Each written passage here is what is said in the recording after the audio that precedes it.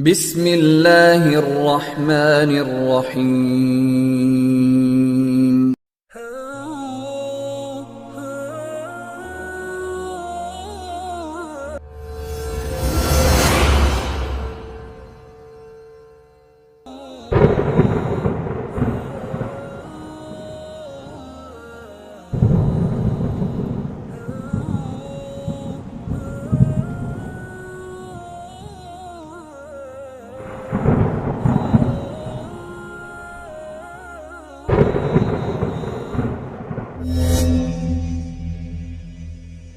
Pertama syahid dalam Islam dan wanita yang pertama kali merasakan penderitaan karena perjuangan dia terhadap Islam.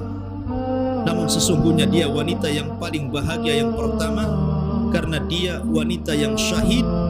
Ketika itu belum ada laki-laki yang syahid kecuali beliau. Ma'asyiral muslimin yang dimuliakan Allah Azza wa Jalla. Maka di sini Imam Mujahid rahimahullahu taala menyebutkan Bilal pada urutan ketiga. Setelah Nabi sallallahu alaihi wasallam, kemudian Abu Bakar, kemudian Bilal. Karena memang kisah Bilal luar biasa. Nama Bilal tidak mungkin dilupakan manusia. Setiap Anda mendengar azan, maka kita diingatkan dengan Bilal. Setiap kita hendak melaksanakan solat, kita diingatkan dengan Bilal. Bahkan para muadzin sendiri sering kita kasih nama Bilal. Mana Bilalnya? Padahal bukan dia namanya. Dari sini menunjukkan bahwa posisi Bilal bin Rabah dalam Islam ini luar biasa. Makanya Al-Imam Ibnul Mubarak rahimahullahu ta'ala dia mengatakan Sadatus Saudan Arba'atun, bahwa pemimpin dari kalangan orang-orang yang berkulit hitam ada 4. Kemudian yang pertama beliau menyebutkan Luqmanul Hakim, yang namanya disebutkan dalam Al-Quran Suratul Luqman. Luqman adalah hamba sahaya, hamba dari Tuhan, dan dia seorang penduduk Mesir dari Sudan karena kulitnya hitam. Tapi kemuliaannya mengangkat derajat Luqman sehingga namanya dijadikan satu surat dalam Al-Quran, Suratul Luqman. Kemudian yang kedua, Najasyi. Najasyi adalah raja Ethiopia.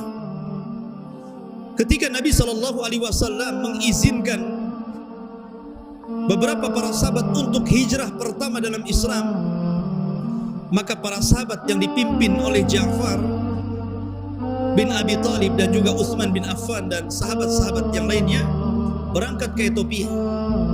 Karena Rasul mengatakan di sana ada raja yang sangat adil, yang mungkin boleh jadi akan memberikan perlindungan kepada kalian.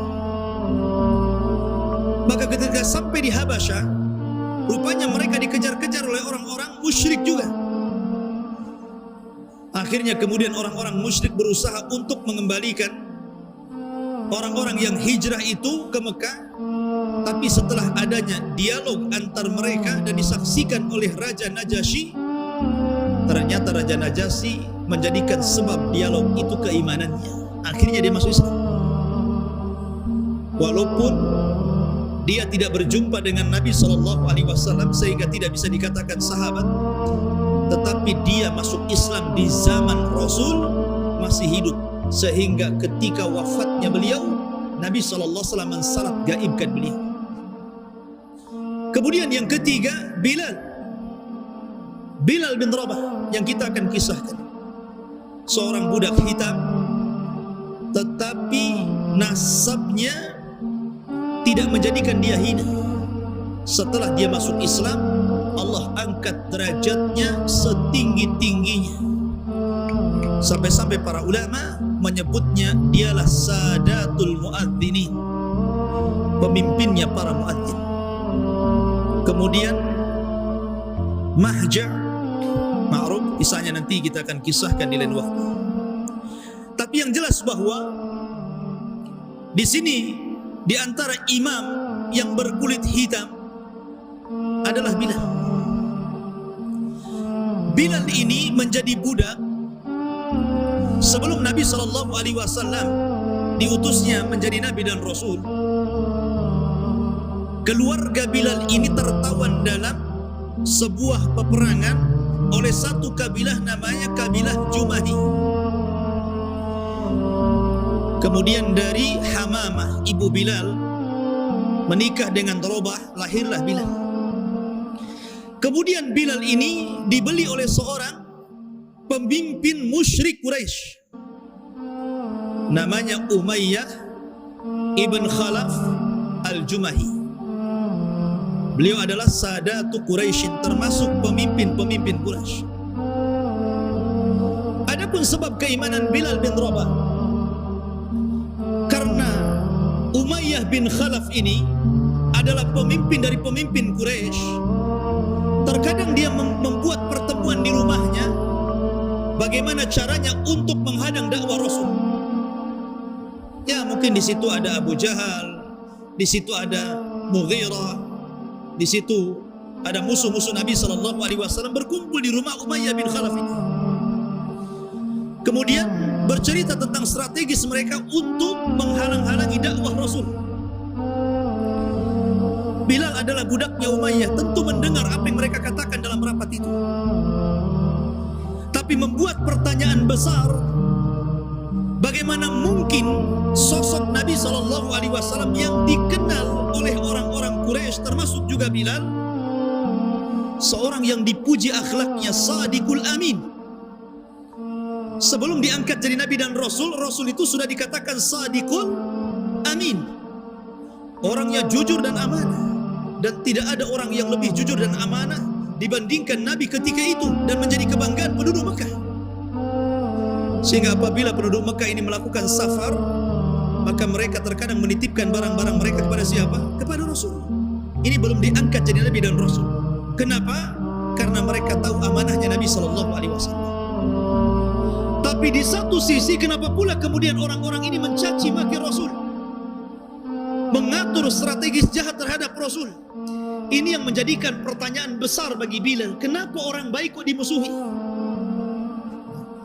Dari situlah kemudian Bilal, karena mendengar informasi dari tuannya ini, maka dia mencoba untuk menyelidiki sebenarnya apa yang terjadi dan apa yang dibawa Nabi SAW. Maka diam-diam kemudian dia menemui Nabi SAW yang ketika itu markas dakwahnya berada di rumah Arqam bidaril Arqam. Maka Nabi SAW kemudian mendakwai Bilal.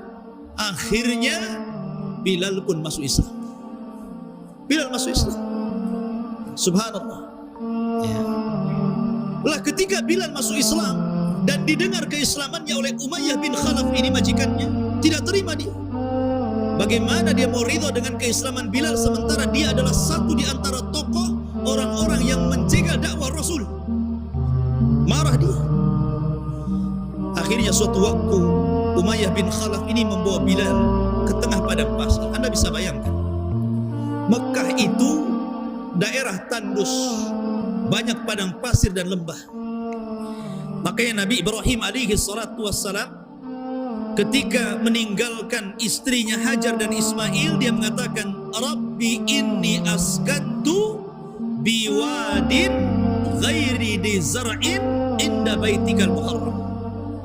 Ya Allah, aku telah menempatkan anak keturunanku di sebuah lembah yang tidak ada tanaman. Artinya bahwa Mekah itu daerah tandus, jarang tanaman, paling tinggi pohon kurma, pohon bidara gitu, pohon-pohon yang hidup di tempat dan cuaca panas. Bayangkan digiring ke padang pasir, kemudian disuruh terlentang di padang pasir yang sangat panas sekali siang hari. Kemudian badannya terbakar dengan panasnya matahari dan pandangannya silau dengan sinar matahari.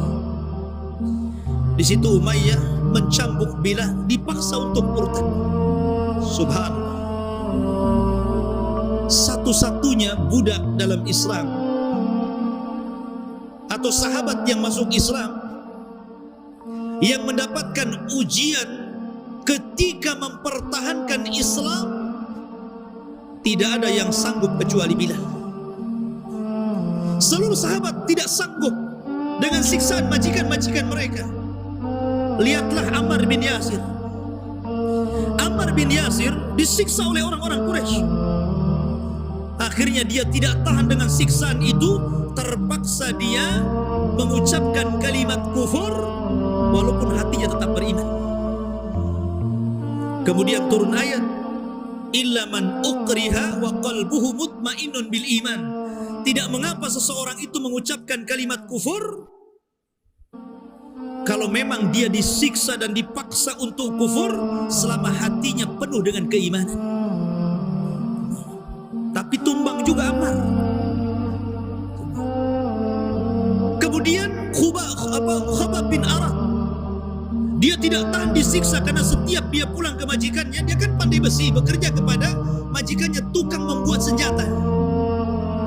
Jadi kalau datang majikannya suruh murtad, gak mau, diambilkan besi panas diletakkan di badannya sampai seluruh badannya habis karena ada bekas luka bakar.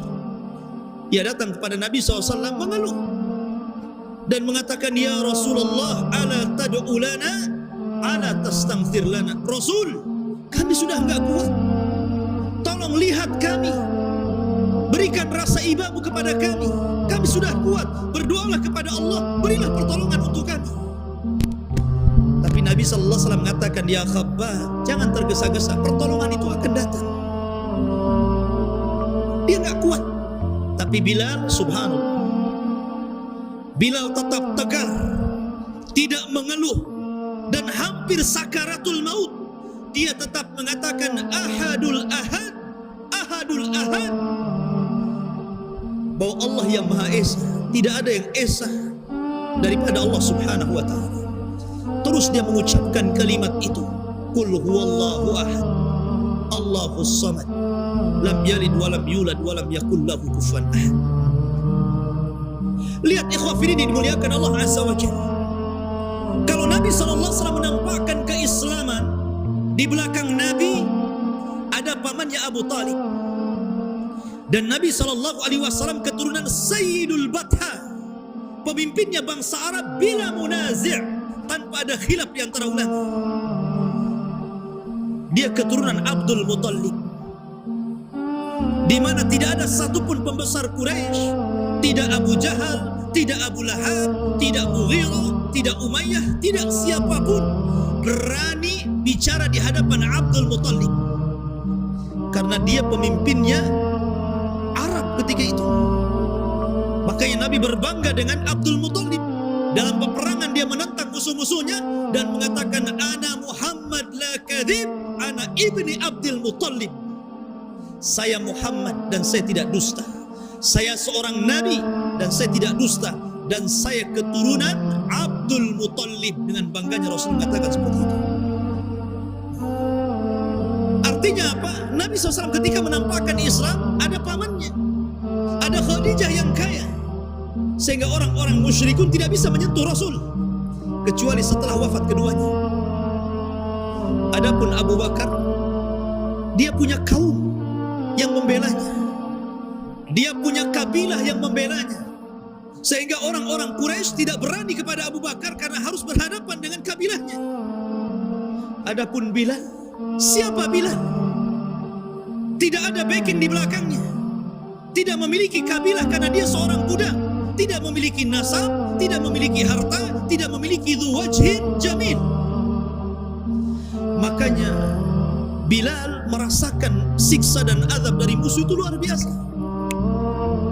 tapi dia tetap tangguh dalam keimanan. Ketika dia terus mengucapkan ahadul ahad, Abu Bakar Siddiq lewat. Dia melihat keimanan yang luar biasa kepada Bilal. Dia mendatangi tuannya Bilal Sumayyah ibn Khalaf al-Jumah ini, Umayyah bin Khalaf al-Jumah ini, dan mengatakan, kenapa kau membunuh orang? Ini hampir mati. Bagaimana kalau seandainya kau jual kepadaku 5 awaqib dinaran? Coba, 5 awaqib, 5 timbangan berat gitu kan, awaqib itu. Dan itu semuanya emas dinar. Subhanallah. Abu Bakar membeli dengan harga yang sangat mahal.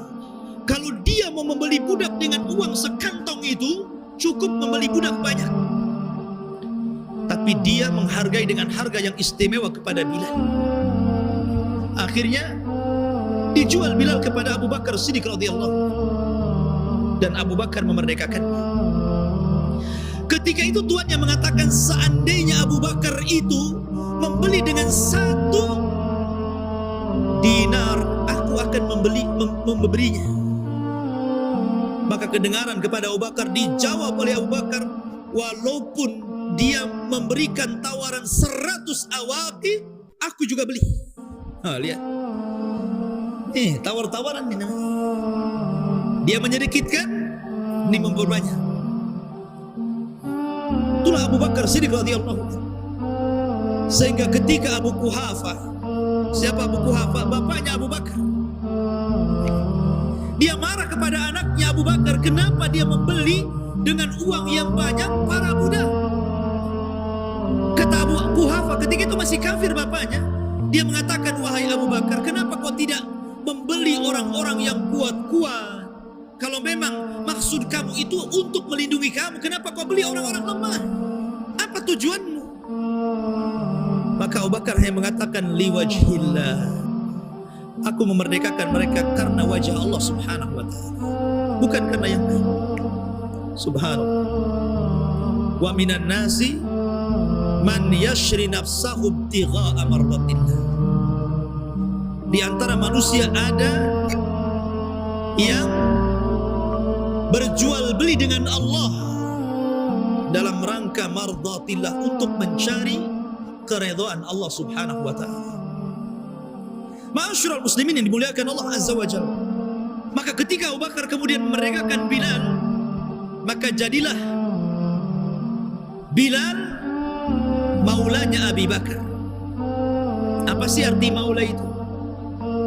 Arti maula itu maksudnya, walaupun dia sudah merdeka, Bilal itu sudah merdeka dan dimerdekakan Abu Bakar, bukan berarti kemudian dia bebas melenggang. Tidak, tetap loyalitasnya diberikan kepada yang memerdekakannya. Sehingga kalau seandainya dia merdeka kemudian cari harta dan banyak dan kaya, kemudian meninggal dunia, maka yang mewarisi tuan yang memerdekakannya. Makanya Rasul mengatakan, para ulama mengatakan, sebab-sebab waris itu ada 3. 1 nasab, yang kedua wala, yang ketiga pernikahan. Itu sebab-sebab orang dapat warisan. Pertama nasab. Nasab ma'ruf, orang tua mewariskan hartanya kepada anaknya. Karena apa? Anaknya nasab dia. Anak kepada bapaknya. Kemudian nikah ma'ruf, suami mewarisi harta istri, istri mewarisi harta suami kalau keduanya meninggal. Kemudian wala, budak yang dimerdekakan oleh tuannya. Kemudian budak ini melenggang cari harta dan kaya, kemudian meninggal, maka hartanya milik tuannya, milik yang memerdekakannya. Itu namanya maula, mawali. Jadi Abu Bakar itu, Bilal itu maula Abi Bakar. Nah, setelah kemudian hijrah besar-besaran dari Mekah ke Madinah, maka Bilal pun ikut hijrah bersama para sahabat yang lain. Kemudian dia dipersaudarakan oleh Nabi SAW dengan Abu Ubaidah ibnu Al-Jarrah. Dia dipersaudarakan dengan Abu Ubaidah ibnu Al-Jarrah. Dan ma'ruf, persaudaraan orang-orang muhajirin dengan orang-orang ansor ini persaudaraan yang tidak Anda dapati sepanjang sejarah. Coba perhatikan, Abdurrahman bin Auf dipersaudarakan dengan Sa'd bin Rabi. Sampai-sampai Sa'd bin Rabi mengatakan, wahai Abdurrahman, Aku memiliki 2 kebun, pilih kebun mana yang kau sukai, ambil. Aku memiliki 2 rumah, pilih rumah mana yang kau sukai, ambil. Aku punya 2 istri. Coba kau pandang, ketika itu belum ada turun ayat hijab, sehingga bisa memandang wanita. Mana yang kau anggap paling cantik dan kau sukai, kau ceraikan dia, selesai masa idah, nikah dengan dia. Yang ketiga yang mantap. Ma'asyiral muslimin yang dimuliakan Allah Subhanahu wa ta'ala.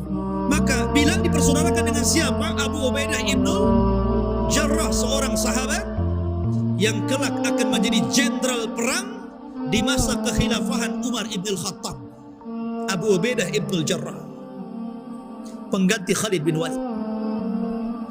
Maka Bilal pun kemudian selama di Madinah, seluruh peperangan hampir tidak luput.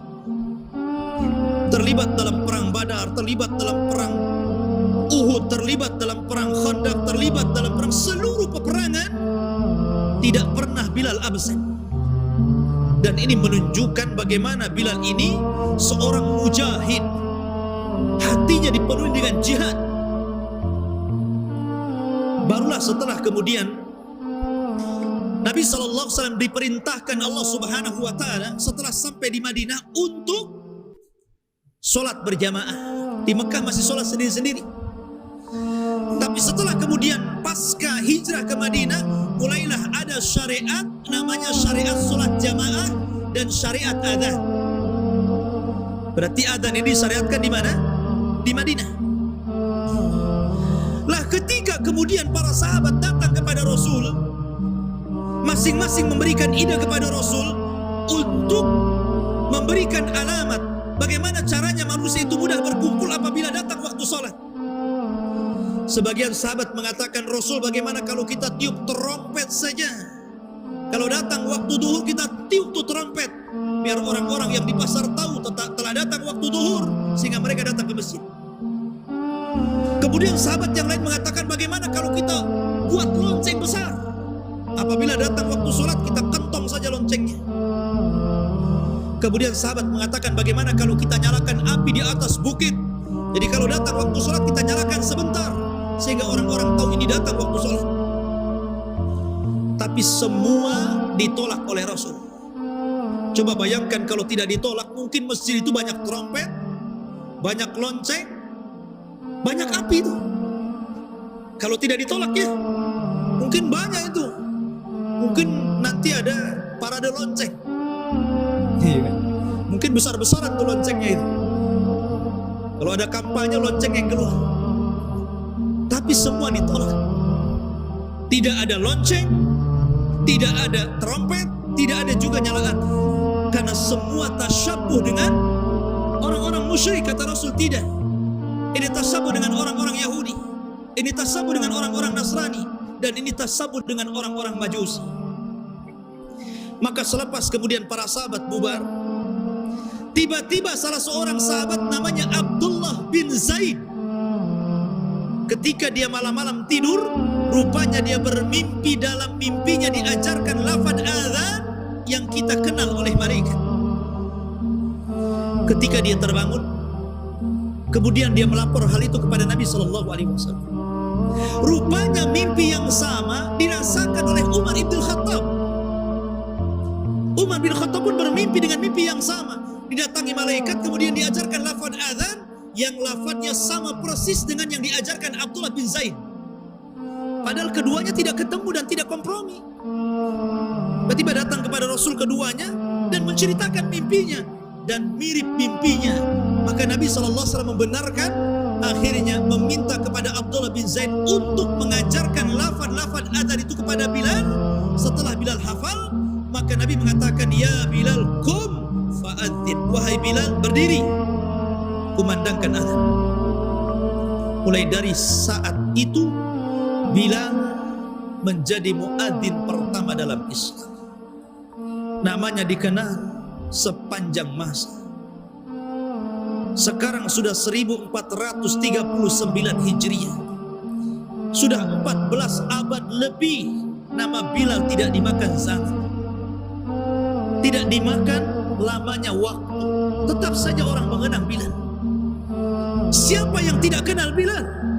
Namanya disebut dari arah barat sampai ke timur, dari arah utara sampai ke selatan. Namanya harum di masjid-masjid kaum muslimin. Bahkan di dada-dada kaum muslimin tidak akan lupa tentang Bilal bin Rabah. Padahal muadzin Rasul itu 4, tapi yang dikenal Bilal.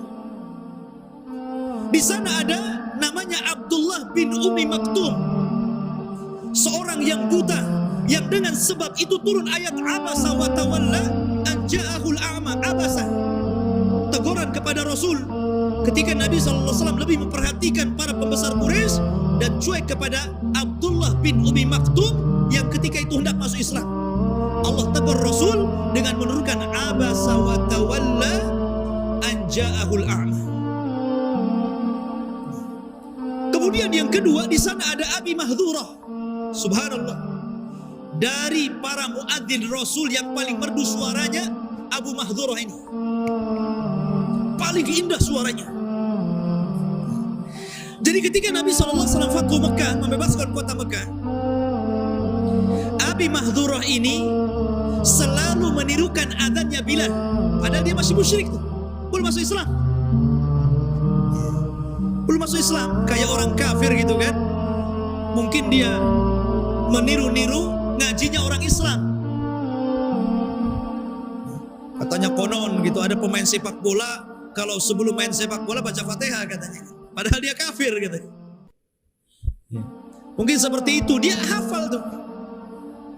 Seperti ketika ceritanya siapa? Amr bin As. Belum masuk Islam tuh Amr bin As itu. Berkunjung kepada siapa? Musailamah al-Kadzdzab. Kata Musailamah, ya Amr, apa yang terakhir kau dengar dari mulutnya si Muhammad itu? Kata Musailamah. Kata Amr bin As, aku mendengar yang terakhir turun kepadanya surah Wal Asri. Karena memang pendek Wal Asri itu kan, dihafal orang-orang musyrik padahal mereka belum masuk Islam. Karena oleh sebagian mereka disangkanya syair bukan Quran, sehingga mereka menghafalnya. Lah Abi Mahdhurah ini selalu menirukan adzannya Bilal padahal masih kafir. Didengar sama Rasul, adzannya kan indah suaranya. Akhirnya Nabi SAW memanggil Abi Mahdhurah, kemudian meletakkan tangannya di dadanya, kemudian mendoakan dengan keislamannya. Belum lagi Rasul mengangkat tangannya dari dada Abi Mahdhurah, tiba-tiba dia mengatakan asyhadu an la ilaha illallah wa asyhadu anna Muhammadar Rasulullah. Masuk Islam dia Abi Mahdhurah. Dari situ kemudian Rasul mengajarkan adzan, salah satunya mengajarkan taswib dalam sholat subuh, as-salatu khairun minan naum. Diajarkan kepada Abi Mahdhurah. Kemudian didaulat oleh Rasul menjadi muadzin Masjidil Haram pertama. Karena Bilal ini di Madinah, Abi Mahdhurah di Mekah. Tapi kan di Madinah ada masjid lain namanya Masjid Quba. Masjid yang pertama dibangun Rasul sebelum membangun Masjid Nabawi. Siapa muadzin Masjid Quba? Muadzin Masjid Quba adalah Maula Ammar bin Yasir.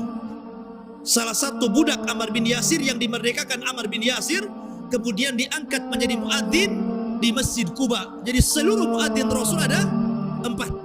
1 di Mekah dan 3 di Madinah. 1 di Masjid Quba dan 2 di Masjid Nabawi.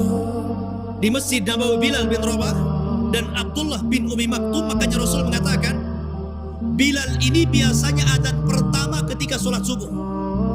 Jadi sebelum sholat subuh itu disunahkan ada adzan untuk membangunkan orang sholat subuh.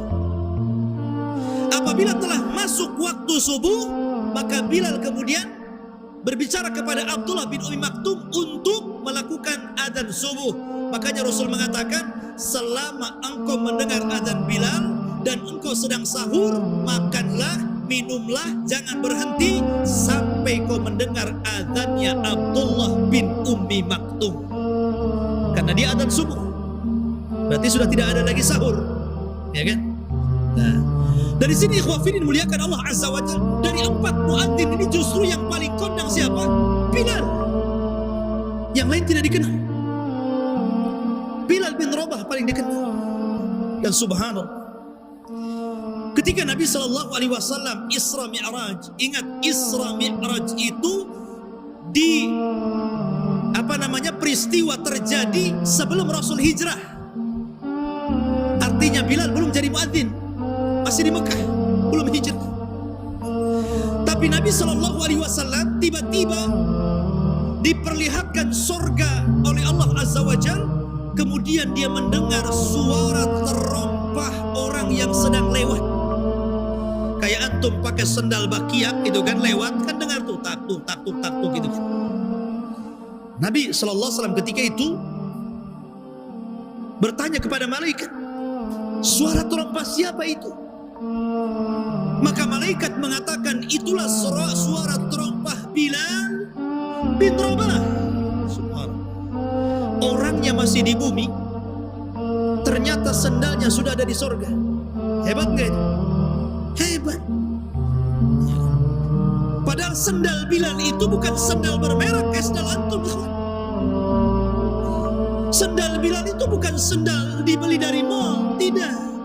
Dia bukan merek yang bermerek, tidak. Saya kira sendal antum saya yakin lebih mahal dibandingkan sendal Bilal. Kalau antum beli sendal Bilal, mungkin dapat sendal Bilal banyak gitu di zaman itu.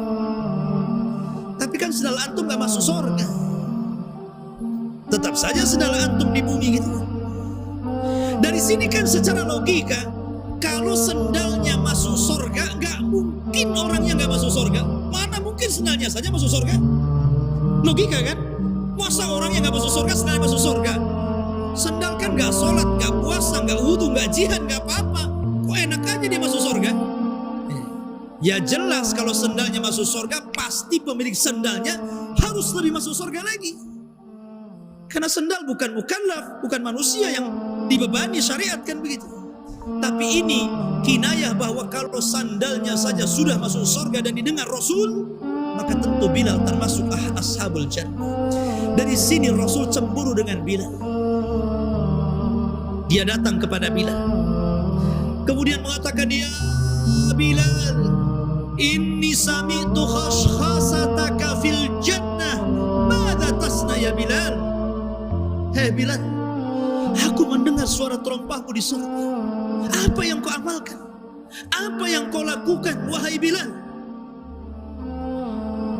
Bilal heran, kok bisa demikian?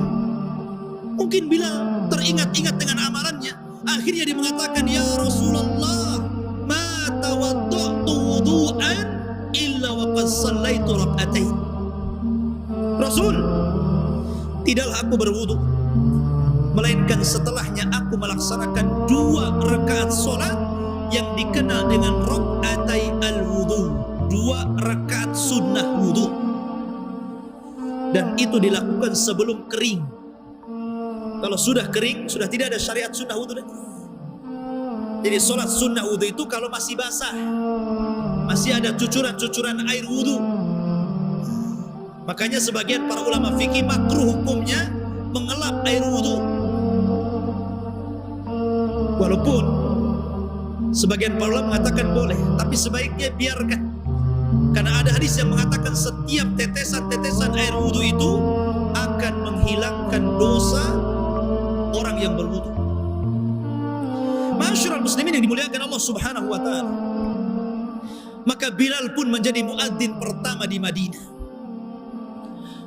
Masyarul muslimin, tetapi setelah kemudian Nabi SAW wafat, kemudian khilafah diberikan kepada Abu Bakar Siddiq radhiyallahu anhu berdasarkan nas dari Nabi SAW, karena dia yang menggantikan sholatnya Rasul ketika Rasul sakit.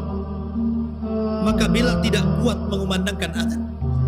Setiap dia mengumandangkan adzan sampai kepada asyhadu anna Muhammadar Rasulullah, dia menangis dan selalu terputus sampai di sini. Selalu terputus sampai di sini dan tidak bisa melanjutkan adzan. Maka setelah 3 hari jadi muadzin di masa kehilafahan Abu Bakar, dia tidak tahan.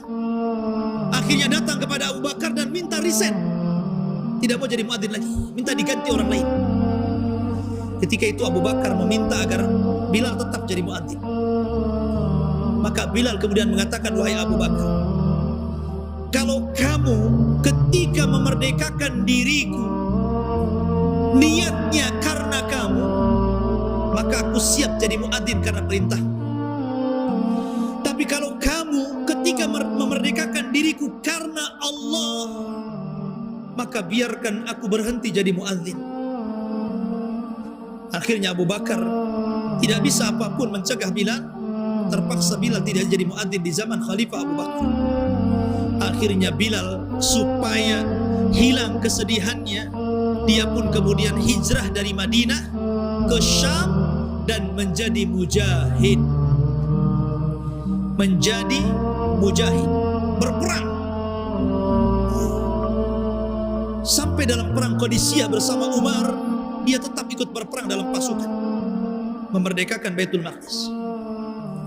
Akhirnya lama dia hidup di Syam.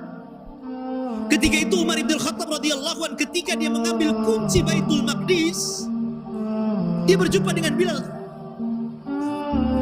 Maka Umar ibn Khattab memaksa Bilal untuk adzan sekali saja karena perintah Amirul Mukminin. Bilal tidak mau sementara itu. Kenapa? Dia sudah janji tidak mau jadi muadzin. Tapi karena yang meminta Ibnul Khattab, Amirul Mukminin, Umar ibn Khattab Al-Faruq, akhirnya dia pun mau atas perintah Amirul Mukminin dan dia pun melantunkan suara adzan. Subhanallah. Ketika dia melantunkan adzan di negeri Syam itu, seluruh para sahabat menangis. Seolah-olah mereka merasakan Rasul masih hidup di tengah-tengah mereka.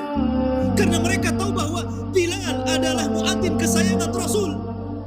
Sehingga ketika mendengar suara adzan Bilal, seolah-olah mereka kembali ke zaman Rasul dan seolah-olah Rasul masih hidup di tengah-tengah kalian. Subhanallah. Akhirnya Bilal pun setelah adzan dia teringat dengan Nabi, ingin ziarah ke kuburan Rasul. Kemudian dia pun berangkat dari Syam ke Madinah,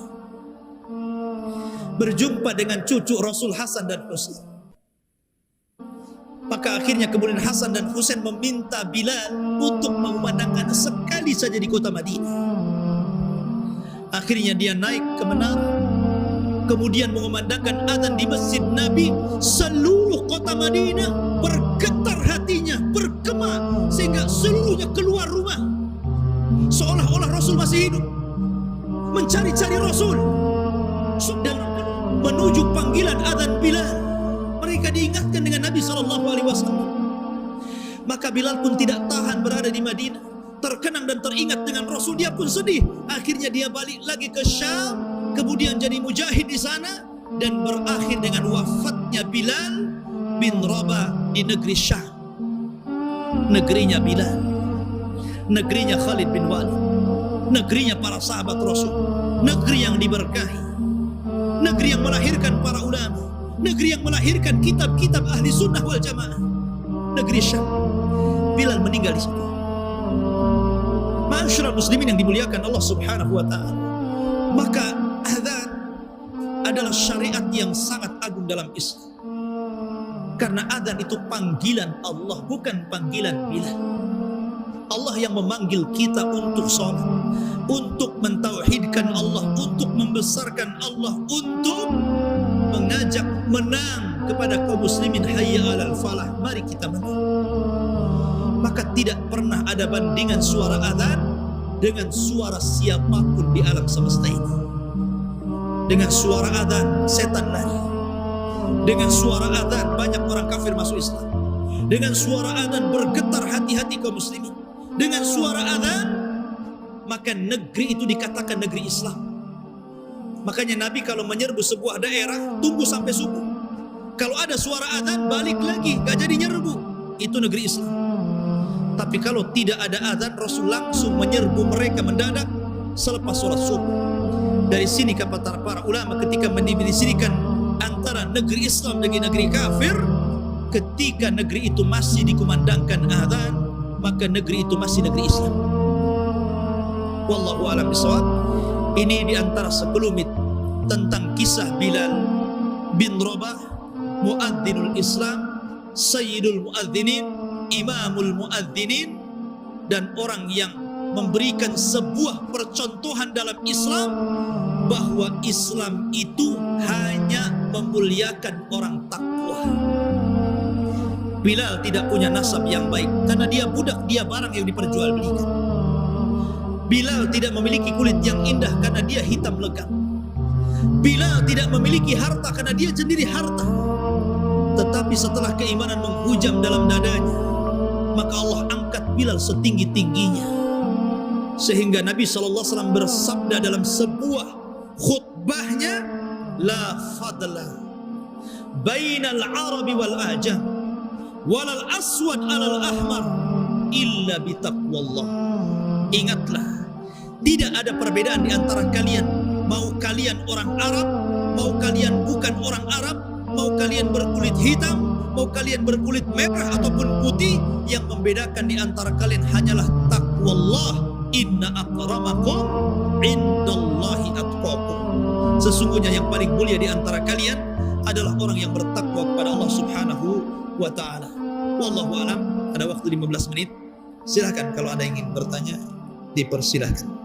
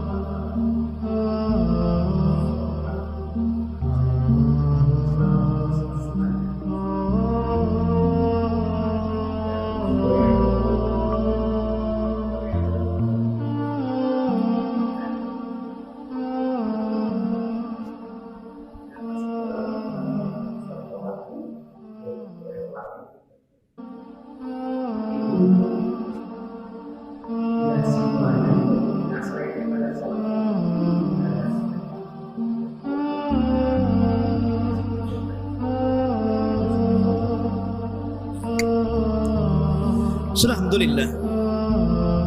Tentang sholat sunnah wudu, itu ada hadis yang jelas tentang barang siapa yang berwudu kemudian sholat 2 rakaat, maka Allah akan ampuni dosa-dosanya. Banyak riwayat tentang perkataan Nabi tentang perintah sholat sunnah wudu. Artinya bahwa perintah sholat sunnah wudu itu berdasarkan sunnah qauliyah, sunnah kaul, sunnah ucapan gitu. Lah ketika Bilal bin Rabah radhiyallahu an, kemudian dia dihabarkan dia mendapatkan fadilah yang sangat besar di sorga. Kemudian ketika mendengar Nabi SAW bagaimana fadilah besar dan ditanyakan, rupanya disebabkan karena dia menjaga wudu, satu, yang kedua 2 rakaat sholat wudu. Jadi Bilal itu menjaga 2 perkara. Pertama menjaga wudu, kalau dia batal wudu lagi, batal wudu lagi, karena dia seorang muadzin, ya kan? Yang kedua, dia menjaga 2 rakaat sunnah wudu, 2 rakaat sunnah wudu, dan pahalanya ma'ruf. Jadi ada contoh dari Nabi SAW berupa perkataan, artinya Nabi memerintahkan lewat kaulnya, kemudian dilakukan oleh Bilal bin Rabah. Termasuk juga di sana ada sholat tahiyatul masjid. Itu juga perkataan Rasul kan. Kata Nabi SAW, idza dakhala ahadakumul masjid fala tajlis hatta tusalli rak'ataini. Apabila engkau masuk ke masjid, jangan duduk sampai kau sholat 2 rakaat. Bahkan Rasul pernah berkhutbah dalam khutbah Jumat, ada sahabat yang masuk langsung duduk. Rasul berhenti khutbahnya dan langsung mengisyaratkan kepada orang itu, qum fasalli rak'atan. Hei kamu yang belum sholat sunnah tahiyatul masjid, berdiri, sholat dulu. Rasul lagi khutbah tuh, ya kan? Itu termasuk 2 rakaat sunnah tahiyatul masjid juga. Ya. Kemudian selain rawatib juga ada sholat nafilah. Ada sholat 2 rakaat sebelum sholat maghrib. Itu bukan qobliyah maghrib, bukan. Ya, karena qobliyah maghrib tidak ada, yang ada nafilah. Sebelum maghrib Makanya Rasul mengatakan siapa yang mau sholat 2 rakaat silakan, siapa yang tidak juga nggak masalah, gitu kan? Ya, 2 rakaat sebelum maghrib. Itu pun termasuk sholat sunnah yang bukan rawatib. Ya. Makanya para ulama kemudian membagi sholat sunnah itu ada 2. Ada sholat sunnah dzatu asbab, sholat sunnah yang memiliki sebab. Ada sholat sunnah yang tidak memiliki sebab, seperti sholat sunnah rawatib. Sholat sunnah rawatib itu sholat sunnah yang mengiringi sholat fardu. Ada dalam bahasa lain qobliyah, ba'diyah, rawatib namanya. Tapi sholat yang dzatul asbab memiliki sebab, yang tadi sebab masuk masjid ada 2 rakaat, sebab wudu ada 2 rakaat wudu. Kemudian namanya sebab seseorang itu meninggal seseorang, kemudian duha, waktu duha dia sholat sunnah duha. Jadi ada lagi sholat yang lain namanya sholat nafilah. Ya tadi contohnya sholat nafilah itu sholat sunnah yang lainnya, seperti kita kenal sholat malam, sholat witir, sholat duha, sholat sholat 2 rakaat sebelum maghrib. Berarti di sini sholat sunnah itu terbagi menjadi 3. Sholat sunnah yang ada sebabnya, sholat sunnah rawatib, dan sholat sunnah nafilah. Dan semuanya baik, tetapi dari 3 sholat sunnah itu yang paling utama adalah rawatib. Paling utama. Nabi tidak pernah meninggalkan rawatib kecuali ketika safar. Rasul tidak pernah melaksanakan rawatib ketika safar. Ingat ya, rawatib itu dilakukan ketika mukim saja. Kecuali 1, qobliyah subuh. Rasul tidak pernah meninggalkan baik ketika mukim ataupun ketika safar, karena pahalanya besar. Rak'atai fajri khairun minad dunya wa fiha. 2 rakaat fajar lebih baik dibandingkan dunia dan isinya. Nah, ini khusus rawatib qobliyah subuh, maka Rasul tidak pernah meninggalkan karena besarnya pahala. Tapi kalau rawatib qobliyah ba'diyah yang lainnya itu dilakukan ketika mukim saja. Tetapi sholat dzatul asbab atau sholat sunnah nafilah boleh dilakukan ketika safar. Anda boleh melakukan sholat duha, boleh melakukan sholat witir, sholat tahajud, tahiyatul masjid, sholat sunnah wudu. Tidak ada masalah, karena Rasul mencontohkannya. Yang Rasul tidak contohkan rawatib saja ketika safar. Maka Rasul tidak pernah melakukan rawatib ketika safar. Wallahu a'lam. Ya.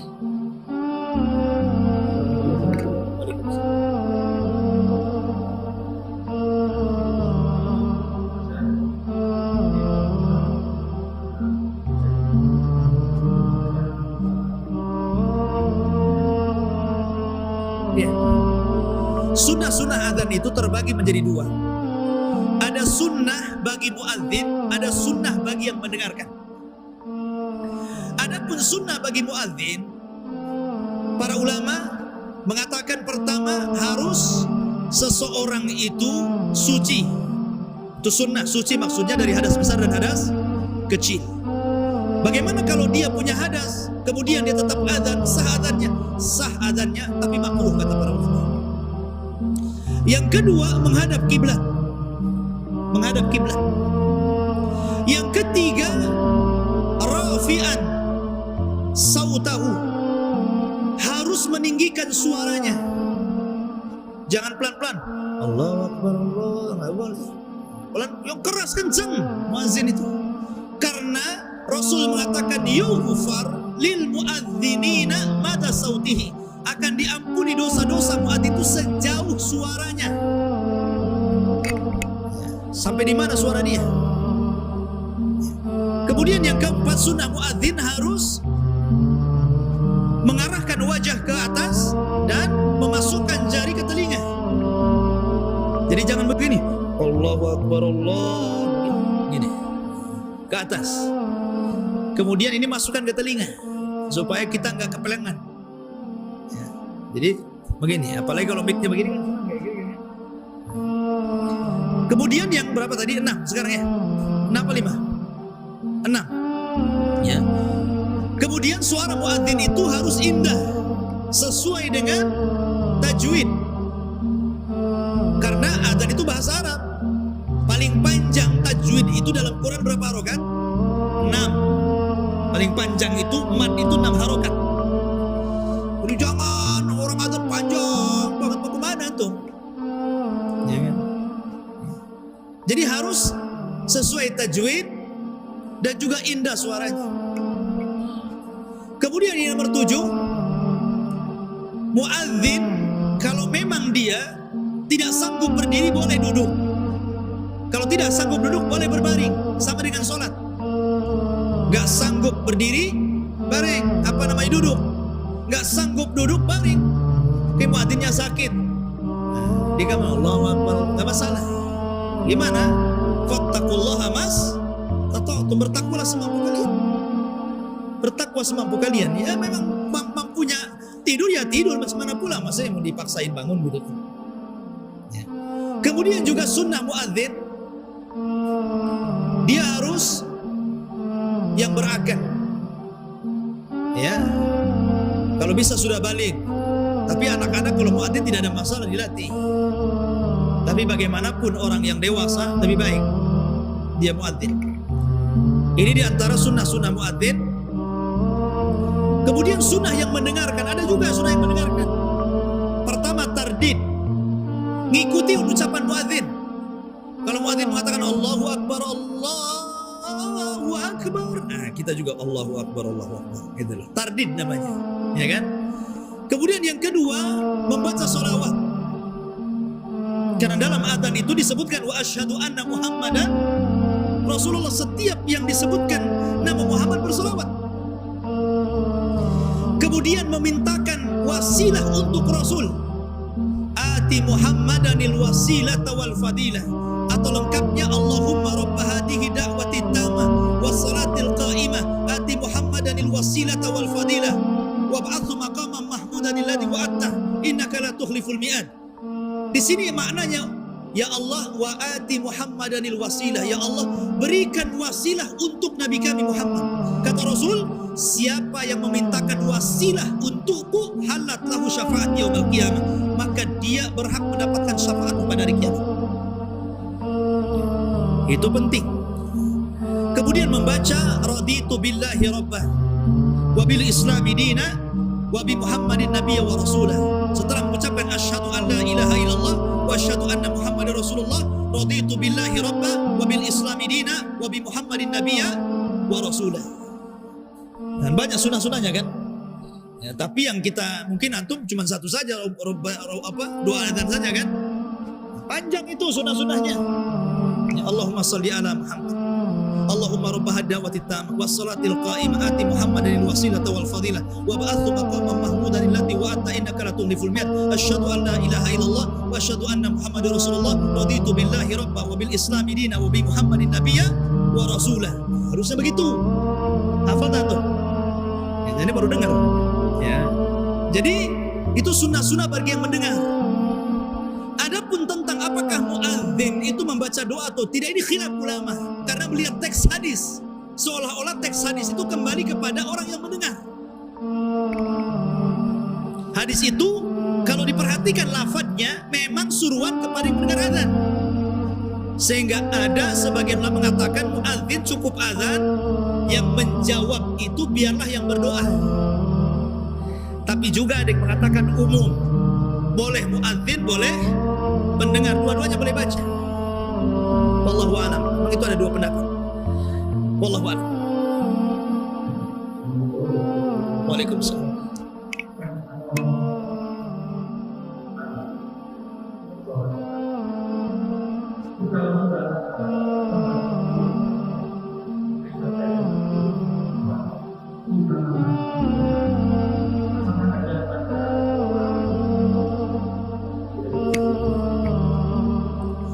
Ya, alhamdulillah. Tahiyatul masjid ini umum. Karena Rasul mengatakan apabila masuk masjid maka salatlah 2 rakaat, mau sebelum adzan, mau setelah adzan. Karena dia bukan rawatib. Memang Rasul tidak menyebut nama tahiyatul masjid, tidak. Yang memberi nama tahiyatul masjid ini para ulama. Kenapa para ulama menyebut solat itu disebut tahiyatul masjid? Karena lafadznya apabila masuk masjid. Makanya para ulama memberi nama tahiyatul masjid supaya dibedakan antara sunnah satu dengan sunnah yang lainnya. Karena hampir semua sunnah itu 2 rakaat. Kalau nggak dikasih nama, antum sholat apa? Ya Sholat sunnah wudu 2 rakaat, tahiyatul masjid 2 rakaat, kemudian rawatib 2 rakaat. Yang mana 1 atau 2 rakaat kan? Makanya kemudian dibuat nama-nama supaya kita ketika niat sholat itu dengan niat bisa membedakan antara satu sunnah dengan sunnah yang lainnya. Niat ini. Ya. Adapun kecuali kalau antum masuk masjid tidak ada waktu kecuali hanya 2 rakaat. Harus milih yang mana, itu masalahnya. Antum kalau borong sholat sunnah semua tak mungkin, ntar lagi qomat. Antum hanya dikasih kesempatan 2 rakaat saja. Ya tentu ya antum memilih yang terbaik dari sholat-sholat sunnah. Dari yang terbaik ya tentu rawatib. Ada juga yang membolehkan menggabungkan niat untuk beberapa sholat selama sama rakaatnya dan sama sunnahnya. Menggabungkan niat namanya.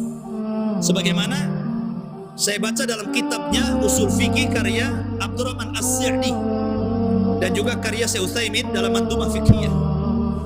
Dibolehkan satu niat beberapa sholat dilakukan dengan satu ibadah. Jadi niatnya banyak tapi satu ibadahnya gitu. Wallahu a'lam. Adapun doa setelah qomat tidak ada. Karena setelah qomat itu orang sudah berdiri, harus memperhatikan imam. Antum harus perhatikan gaya antum. Disitulah waktunya tahdzirun niat, menghadirkan niat, bukan melafalkan niat. Menghadirkan niat itu artinya konsentrasi. Berdiri, hadap kiblat, tengok kancing, jangan-jangan ada yang tengok resleting, jangan-jangan belum di resleting. Konsentrasi antum. Menghadirkan niat, antum akan berhadapan dengan Allah.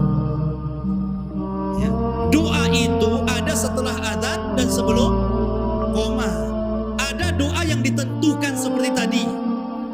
Ya, doa memintakan wasilah, kemudian bacaan-bacaan yang diajarkan Rasul.